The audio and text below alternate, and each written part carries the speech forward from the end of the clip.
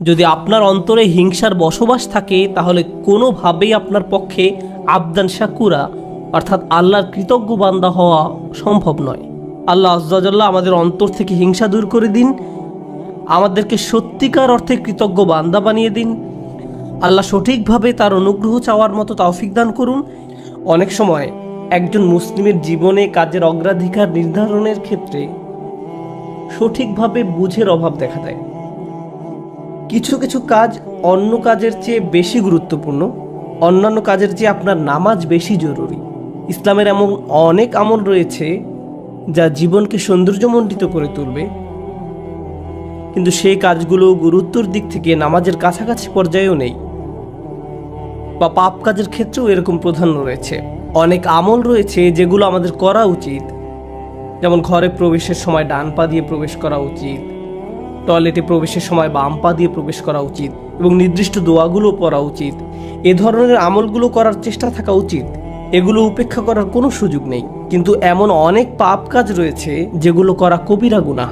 অনেক সময় এই অগ্রাধিকার নির্ধারণের ক্ষেত্রে মানুষ যখন সঠিক জ্ঞানের অভাব থাকে তখন তারা ছোট ছোট ব্যাপারকে বেশি গুরুত্ব দেয়। তারা নিশ্চিত করতে চায় যে আমি অমুক অমুক সুন্নাহ ঠিকভাবে পালন করছি তো, অমুক অমুক দোয়াগুলো নিয়মিত পড়ছি তো, শুক্রবারে সূরাতুল কাহফ পড়ছি তো, ইত্যাদি ইত্যাদি। তো তারা ছোট ছোট আমলগুলো সঠিকভাবেই আদায় করে, কিন্তু একই সময়ে চোখের সামনে থাকা বিশাল বিশাল গুনাহগুলো অনায়াসেই করে ফেলে। করার সময় দ্বিতীয়বার চিন্তাও করে না। যেমন ধরুন হারাম উপার্জনের টাকা, জিনা করা, সুদ, এরকম বড় বড় গুনাহ, বিরাট বিরাট শয়তানি পাপগুলো সে অনায়াসেই করে যায়। মনে হয় যেন চোখ থাকতেও সে অন্ধ। ছোট ছোট আমলগুলো আপনি ঠিকই গুরুত্ব দিয়ে করে যাচ্ছেন, যেন মনে মনে ভালো ফিল করতে পারেন যে যাক আমি তো ধর্ম পালন করছি। এজন্যই কুরআন আমাদেরকে বিভিন্ন আমলের সঠিক অনুপাত ঠিক করে দিয়েছে। আল্লাহ এ আয়াতে বলছেন, ইনতাজতানিবু কাবাইরা মা তুনহাউনা আনহু, যদি তোমরা নিষিদ্ধ কাজের বড় বড়গুলো হতে বিরত থাকো। সুতরাং দেখা যাচ্ছে এমন অনেক বড় বড় পাপ রয়েছে যেগুলো থেকে আমাদের অবশ্যই বিরত থাকতে হবে।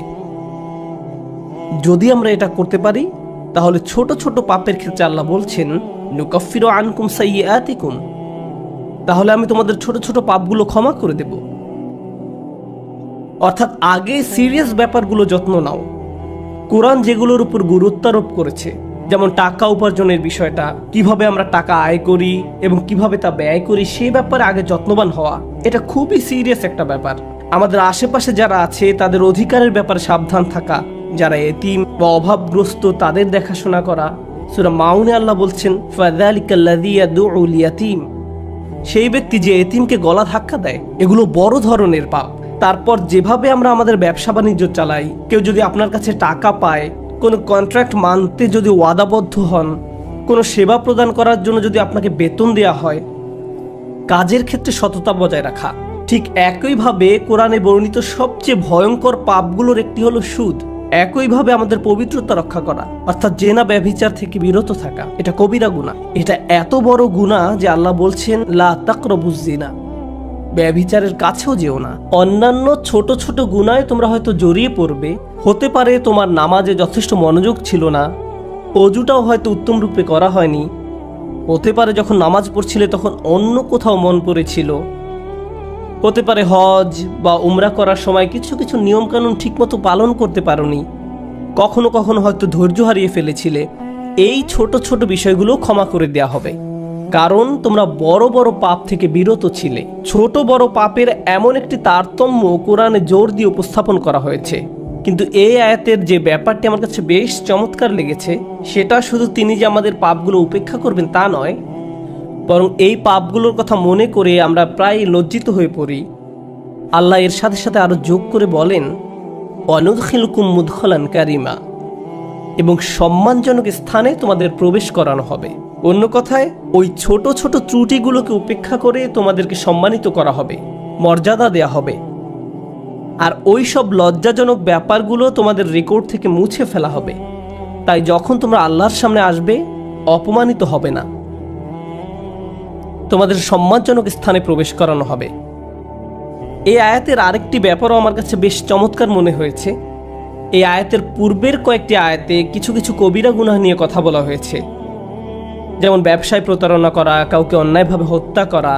আর ছোট ছোট পাপ ক্ষমা করে দেওয়ার আয়াতের ঠিক পরের আয়াতে আরও অসাধারণ উপায়ে জীবনের বিভিন্ন বড় বড় পাপে জড়িয়ে পড়ার যে মূল কারণ সেটা বলা হয়েছে। আল্লাহ আজ্জা ওয়া জাল্লা বলেন, ওয়ালা তাতামান্নাউ মা ফাদ্দালাল্লাহু বিহি বা'দাকুম আলা বা'দ। আর তোমরা আকাঙ্ক্ষা করো না এমন সব বিষয়ে যাতে আল্লাহ তাআলা তোমাদের একের উপর অন্যের শ্রেষ্ঠত্ব দান করেছেন। তো আমাদের ক্ষেত্রে যা ঘটে যখন আমরা এমন কাউকে দেখি যে আমাদের চেয়ে বেশি টাকা উপার্জন করে, আমাদের চেয়ে তার চেহারাটাও বেশি সুন্দর, তার গাড়িটাও উত্তম, তার সাংসারিক জীবনটাও প্রশান্তির, কখনো কখনো ভাই বোনের মাঝেও এই হিংসা দেখা দেয়। যেমন আমি বলতে শুনেছি, আমার বোনের গায়ের রং আমার চেয়ে উজ্জ্বল। হিংসা বিভিন্ন প্রকৃতির হতে পারে। কারো ভালো কিছু থাকার কারণে আপনি তাকে ঈর্ষা করতে পারেন এবং আপনার নিজের সেটা না থাকার কারণ নিয়ে সারাক্ষণ চিন্তা করতে পারেন, আর এই চিন্তা আপনাকে শেষ করে দিতে পারে। এটা ছোট বড় যে কোনো কিছুর জন্য হতে পারে। এটা বস্তুগত বিষয় যেমন অর্থকড়ি, ঘর বাড়ির জন্য হতে পারে, আবার অবস্তুগত বিষয় যেমন বাবার ভালোবাসা, মায়ের ভালোবাসার জন্যও হতে পারে। বাবা কেন তাকে এত ভালোবাসে, আমার প্রতি তো এত মনোযোগ দেয় না। মা সবসময় শুধু আমার দোষ দেখেন, তিনি কখনো ওর দোষ দেখেন না। মাঝে মাঝে পিতামাতার আচরণ ব্যাপারটাকে আরো জটিল করে তোলে, কারণ তারা বারবার বলতে থাকেন, কেন তুমি তোমার ভাইয়ের মতো হতে পারো না, ও কত লক্ষ্মী।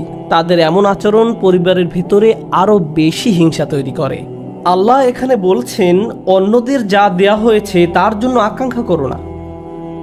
আপনি নিজেই তো দেখতে পান যে আপনার চেয়ে ভালো চেহারার মানুষ রয়েছে, আপনার আমার চেয়ে বুদ্ধিমান মানুষও রয়েছে, আমাদের চেয়ে বেশি টাকা কামাই করে এমন লোকজনও রয়েছে। পরিবারে এমন কেউ থাকতে পারে যে আপনার চেয়ে বেশি প্রশংসা লাভ করে। কখনো কখনো হয়তো অন্যায়ভাবে তাদেরকে প্রাধান্য দেওয়া হয়, কিন্তু অনেক ক্ষেত্রে আসল ব্যাপার হলো আল্লাহ তার জন্য রিজিকের যে দরজা খুলে দিয়েছেন তা তিনি আমার জন্য খুলেননি, তিনি আমার জন্য অন্য দরজা খুলে দিয়েছেন। আমরা অন্য একজনকে যা দেয়া হয়েছে ঠিক সেটাই কামনা করি। আল্লাহ আপনাকে আমাকে অন্য একজনের মতো করে বানাননি। আল্লাহ অন্য মানুষদের জন্য রিজিকের যে দরজা খুলে দিয়েছেন তা হয়তো আমার জন্য দেননি। আমাদের প্রত্যেকেরই রয়েছে জীবিকা উপার্জনের স্বতন্ত্র সুযোগ। আল্লাহর অনুগ্রহ অর্জন করতে হলে আমাদের প্রত্যেককে যে সুযোগ দেয়া হয়েছে তার আলোকে কঠোর পরিশ্রম করতে হবে, অন্যদের সাথে নিজেকে তুলনা করে নয়। এই আয়াত যে ইতিবাচক বিষয়গুলোর প্রতি জোর দেয় সেটা আলোচনা করার পূর্বে আমি আরেকটা ব্যাপারে কথা বলতে চাই। এই হিংসা কেন অনেকগুলো বড় বড় গুনাহের মূল কারণ? আমাদের জানা মতে রেকর্ড করা ইতিহাসে আল্লাহর বিরুদ্ধে সর্বপ্রথম যে বিদ্রোহ করা হয় তা হলো ইবলিস শয়তানের বিদ্রোহ। আর এই বিদ্রোহের মূল কারণ ছিল হিংসা। সে কেন এত মনোযোগ পাচ্ছে? তাকে তো জাস্ট মাটি দিয়ে তৈরি করা হয়েছে। এভাবেই অবাধ্যতার শুরু। মানুষ পৃথিবীতে আসার পর সর্বপ্রথম যে পাপটি সংঘটিত হয় তা হলো কাবিল কর্তৃক তার ভাই হাবিলের হত্যা। সেটাও ছিল হিংসার কারণে। এই হিংসা এতটাই জঘন্য আর কদাকার হতে পারে যে আপনি যদি ইয়াকুব আলাইহিস সালামের মতো একজন মহান নবীর সন্তানও হয়ে থাকেন, আর আপনার ভাইও যদি হয়ে থাকেন একজন অসাধারণ ছেলে যে কিনা এখনো নবী না হলেও তার মাঝে নবীর বৈশিষ্ট্য বিদ্যমান রয়েছে, এই হিংসা আপনাকে এতটাই নিয়ন্ত্রণহীন করে দিতে পারে যে আপনি তাকে হত্যা করতে উদ্যত হতে পারেন। আমি যা বোঝাতে চাচ্ছি তা হলো হিংসা এবং ঈর্ষাকে ছোট করে দেখা উচিত নয়। ব্যাপারটাকে এমন মনে হতে পারে যে এটি আমার আপনার ভিতরে একটা অনুভূতি মাত্র। মূলত হিংসার আরবি শব্দ হলো হাসাদ, আর হাসাদ শব্দের শাব্দিক অর্থ হলো আঁচড়। তারা এটাকে এভাবে বর্ণনা করে, হিংসা হলো মনের ভেতরে একটি চুলকানি। ঠিক শরীরের চামড়ার উপর কোনো পোকামাকড় কামড় দিলে আপনি যেমন চুলকাতে চান, সেরকম এটি যত চুলকাবেন অবস্থা তত খারাপ হবে। আপনার উচিত হলো একে উপেক্ষা করা, এবং এক সময় এটা এমনিতেই ভালো হয়ে যাবে। আপনাকে এটা উপেক্ষা করতে হবে। এটাই হাসাদ। ইমাম হাসান রাদিয়াল্লাহু তাআলা আনহু বলেন, আমি হিংসুকের চেয়ে এমন কোনো অনিষ্টকারী দেখিনি যাকে আসলে বেশি ক্ষতিগ্রস্ত ব্যক্তির মতো দেখায়। সাধারণত কেউ ক্ষতি করলে অন্য একজন তার এই ক্ষতির কারণে ক্ষতিগ্রস্ত হয়, কিন্তু হিংসার ক্ষেত্রে ক্ষতিকারী নিজেই নিজের ক্ষতি করে। সে হিংসা করছে, কিন্তু এই হিংসার কারণে নিজেই নিজের অনিষ্টের শিকার হচ্ছে। আর এ কারণেই সূরা ফালাকে হিংসুকের হিংসা থেকে আমরা আল্লাহর নিকট আশ্রয় প্রার্থনা করি। ওয়া মিন শাররি হাসিদিন ইযা হাসাদ, হিংসুকের অনিষ্ট থেকে যখন সে হিংসা করে, ঠিক সেই মুহূর্তে যখন সে হিংসা করে, এটা খুবই গুরুত্বপূর্ণ একটা ব্যাপার। এই হিংসার কারণে আপনার আমার জীবনে ভয়ঙ্করতম সমস্যা তৈরি হতে পারে। এখন আমি নিজেকে বিশ্লেষণ করতে চাই, যখন আমি নিজেই অন্যকে হিংসা করতে শুরু করি, তখন কোন কোন ধরনের নেয়ামত থেকে নিজেকে বঞ্চিত করি। যখন আমি নিজেই অন্যের উন্নতি সহ্য করতে পারি না, ব্যাপারটা আর একটু খোলাসা করে বলছি। তামান্নি জাওয়াল নি'মা বিদুনিহি, আপনি ইচ্ছা করেন যে তার যেন এই নিয়ামতটি না থাকে। ব্যাপারটা এমন নয় যে আচ্ছা ওই ভাই খুবই শক্তিশালী, আমি যদি তার মতো শক্তিশালী হতাম। না না না, আমি ইচ্ছা করি যে সে অসুস্থ হয়ে পড়ুক আর আমি শক্তিশালী হয়ে উঠি। আপনি ইচ্ছা করেন তার মাঝে যেন ওই ভালো বিষয়টা না থাকে। কোন কারণে সে ওইটা পাবে? আচ্ছা সে প্রমোশন পেয়েছে, এখন আমারও ইচ্ছা হয় যে আমিও যেন প্রমোশন পাই। না না না, হিংসা হলো আমি চাই সে বরখাস্ত হোক আর আমি প্রমোশন পাই। আপনি তার ব্যর্থতা দেখতে চান, আপনার ভেতরের কিছু একটা চায় তার যেন পতন ঘটে। তার পতনের ফলে আপনার জীবিকায় সমৃদ্ধি আসে না, আপনার এতে কোনো উপকার হয় না, তবু আপনার ভেতরের কিছু একটা তার পতন কামনা করে। যদি তার পতন ঘটে তাহলে আপনার কাছে তা ভালো লাগবে।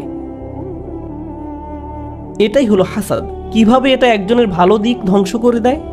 আমরা ইবলিস শয়তান সম্পর্কে জানি। আল্লাহ তাকে ফেরেশতাদের কাতারে রেখেছিলেন, এর চেয়ে উন্নত কোনো মর্যাদা হতে পারে না। কিন্তু হিংসা তাকে এত উচ্চ পর্যায় থেকে একেবারে নিম্নতম পর্যায়ে নামিয়ে দিয়েছে, আল্লাহর নিকট থেকে বহু দূরে সরিয়ে দিয়েছে। চিন্তা করতে পারেন, এত বড় মর্যাদা কেড়ে নেওয়া হলো, এর মূল কারণ ছিল হিংসা। চিন্তা করতে পারেন, মূল কারণ হলো নিজেকে অনেক বড় কিছু মনে করা। হিংসার কারণে হত্যার মতো জঘন্য অপরাধ সংঘটিত হলো।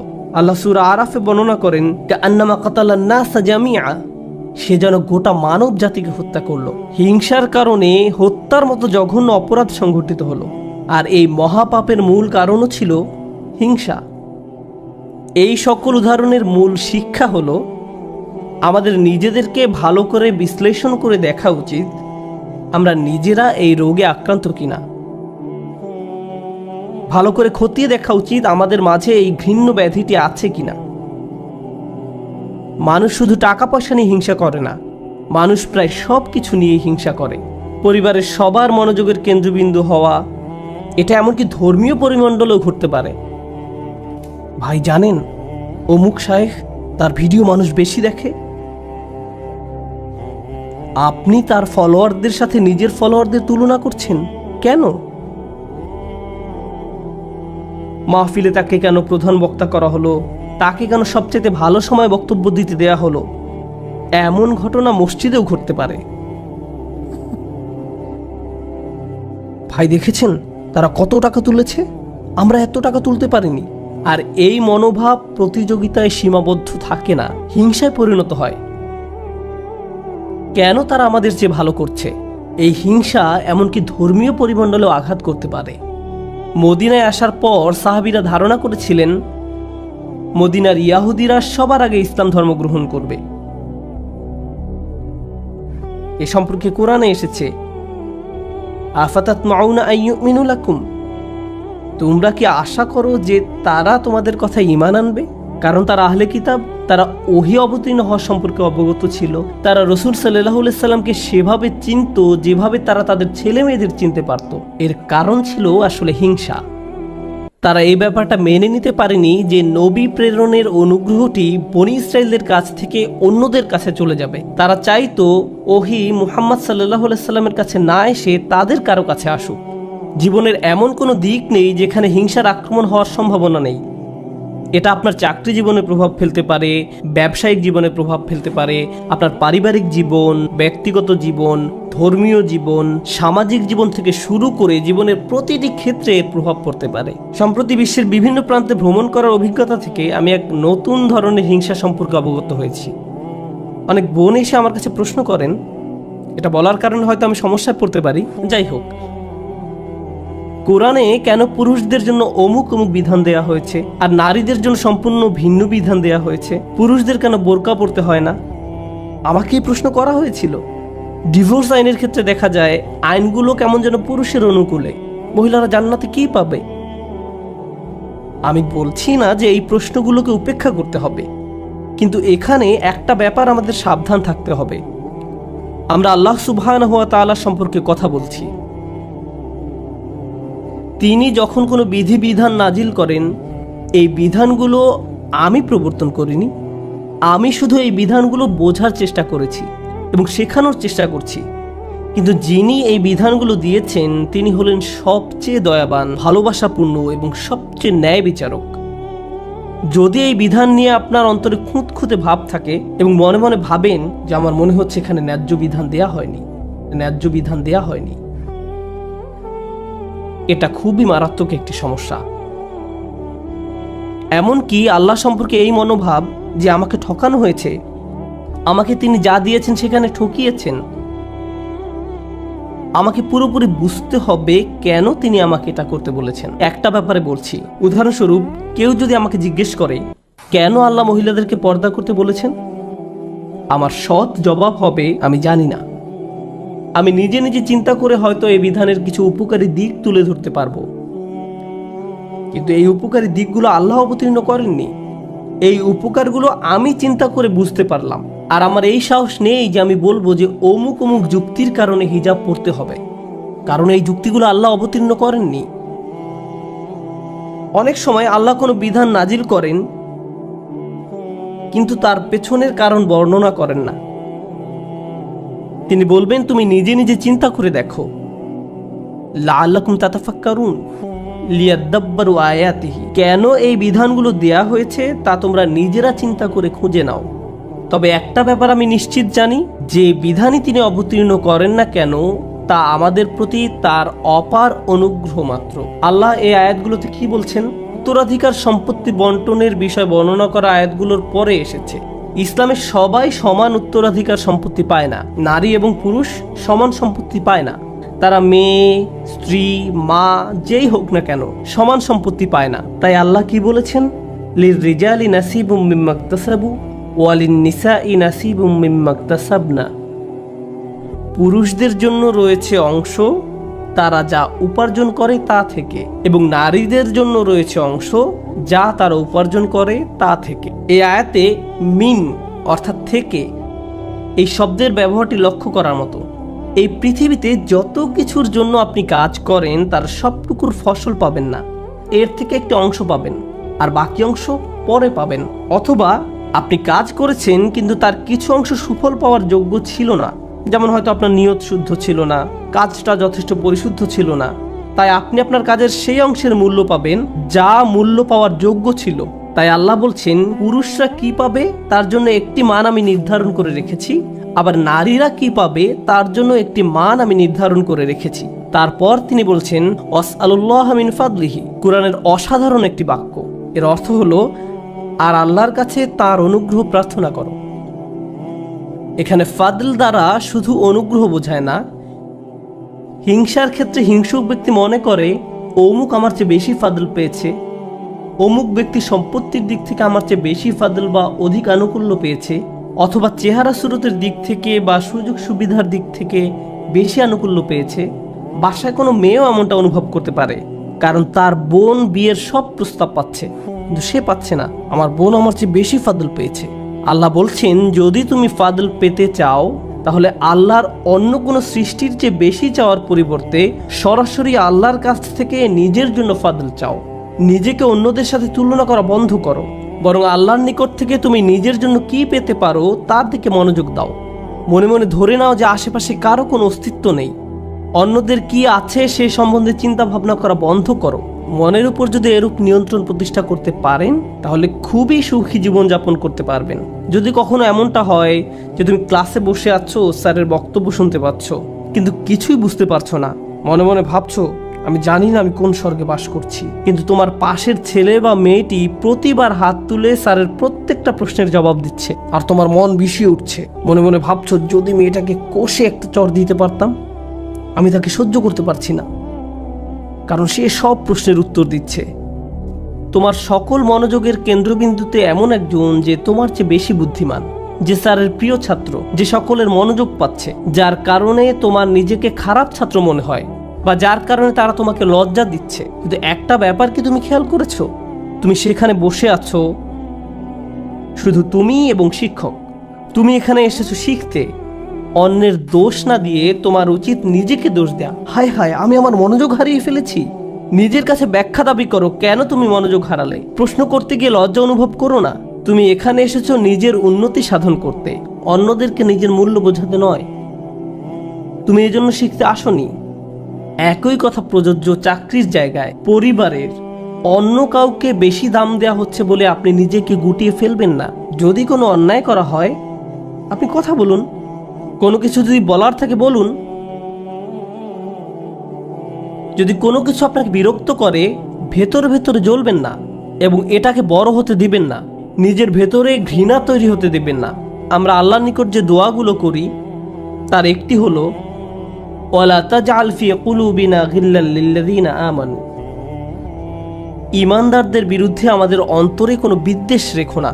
যখন আমরা কিয়ামতের দিন তার সামনে দণ্ডায়মান হব তখন যেন আমাদের অন্তরে ঈমানদারদের বিরুদ্ধে কোনো গিল বা খারাপ অনুভূতি না থাকে। আমরা দুনিয়াতেও এটা চাই না, আর জান্নাতে আল্লাহ আমাদের থেকে তা দূরে রাখুন। তাই এই ব্যাপারটা পার্থিব জীবনে ঘটতে পারে।